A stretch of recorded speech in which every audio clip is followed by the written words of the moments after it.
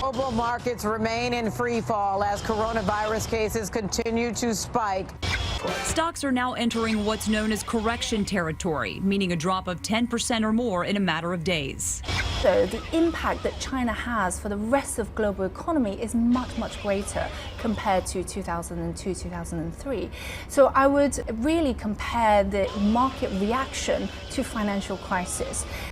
As soon as we got a spread in Italy, in Iran, in South Korea, new cases here, that's when investors started to get really freaked out this week, and they sold because they're not sure of the extent of it, how long it will last, and what the true economic impact will be. The stock market plunges for the 7th straight day as panic over the coronavirus continues to fuel a massive sell-off. Yesterday, the Dow dropped 1,190 points, the biggest one-day point drop ever. You can see the market rose and rose and rose and rose. But what happened in the last week? The coronavirus impact, what's it look like? You can see a very big fall indeed. And you know, how big is that in historical context? Let's look back. This last week was the third biggest that we've seen in the history of the FTSE 100 and the biggest that we've seen since the financial crisis. This is panic, okay? This is what panic looks like. Expectations are now rising that the Federal Reserve will cut interest rates to bolster growth.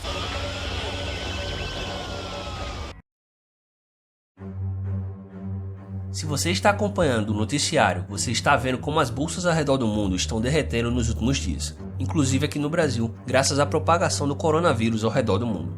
No último dia 27, o índice Dow Jones afundou 4,4% e teve sua pior queda diária em pontos da história e sua maior queda percentual desde 2011.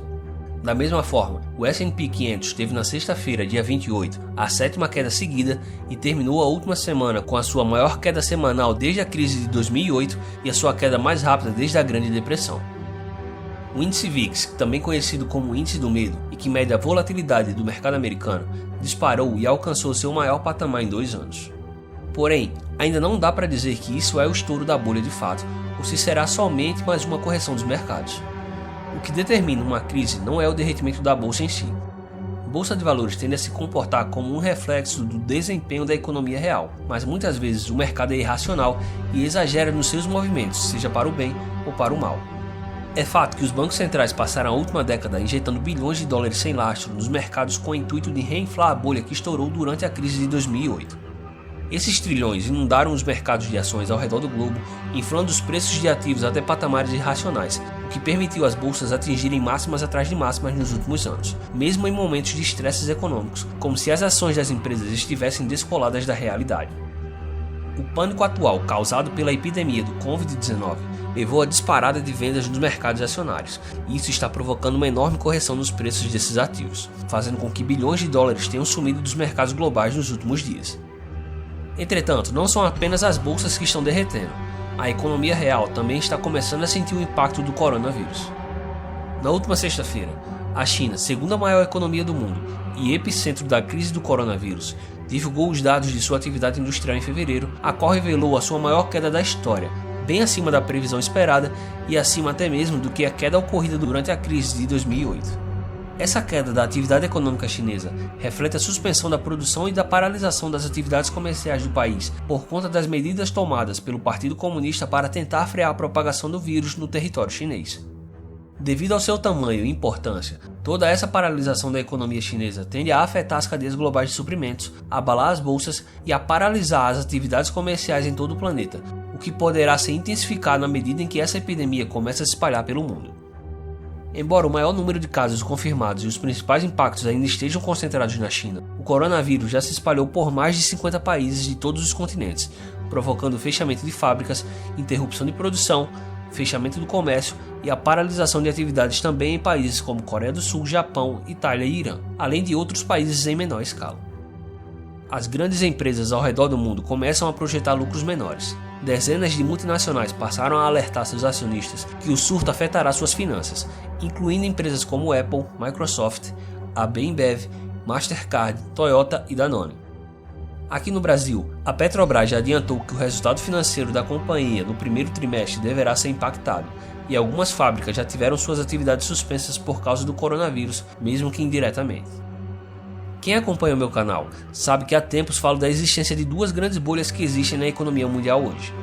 Uma enorme no mercado de ações e outra ainda maior no mercado de títulos da dívida. Apesar do derretimento visto nos últimos dias nas bolsas de valores ao redor do mundo, acredito que ainda esteja cedo para decretar se de fato ocorreu ou não o estouro da primeira bolha. Possivelmente, os bancos centrais ainda têm um poder de fogo para combater as forças naturais de queda dos mercados, pelo menos por enquanto. Nos próximos dias, os bancos centrais devem anunciar novas medidas para tentar conter a sangria. O mercado já discute se o Fed irá fazer um corte emergencial na sua taxa de juros ou implementar mais um pacote de estímulos para impulsionar a economia e os mercados globais.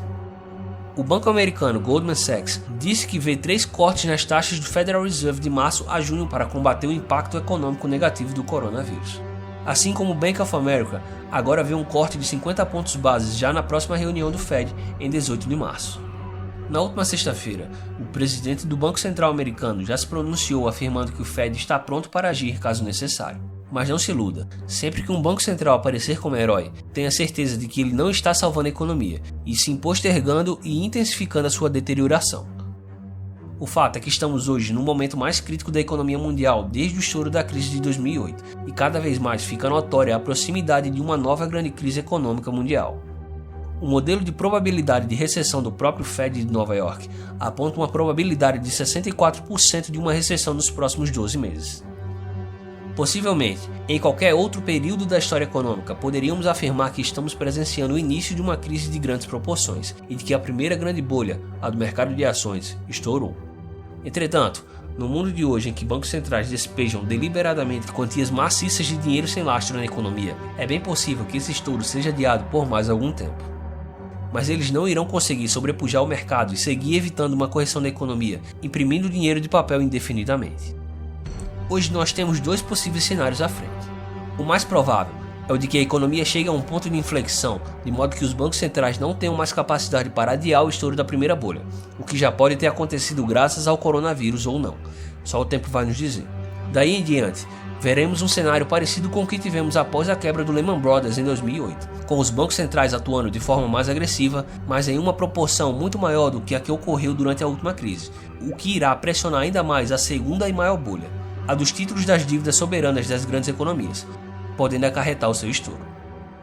O segundo cenário que poderá acontecer é que, na medida em que os bancos centrais emitam novas dívidas para impulsionar a economia e impedir que os mercados se corrijam e que a primeira bolha estoure, a segunda bolha, a bolha dos títulos da dívida, chega ao seu limite, provocando uma crise de confiança em nosso sistema monetário atual baseada em moedas fiduciárias de curso forçado.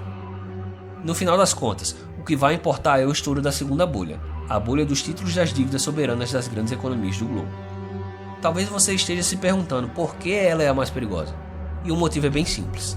Essa bolha vem sendo inflada há quase 40 anos, e na medida em que a situação econômica se deteriora, cada vez mais as pessoas estão sendo atraídas para esse mercado devido a uma falsa sensação de segurança. Afinal, o único risco que você tem ao investir nesses títulos é se os governos das maiores economias do mundo quebrarem. Qual é o risco disso acontecer?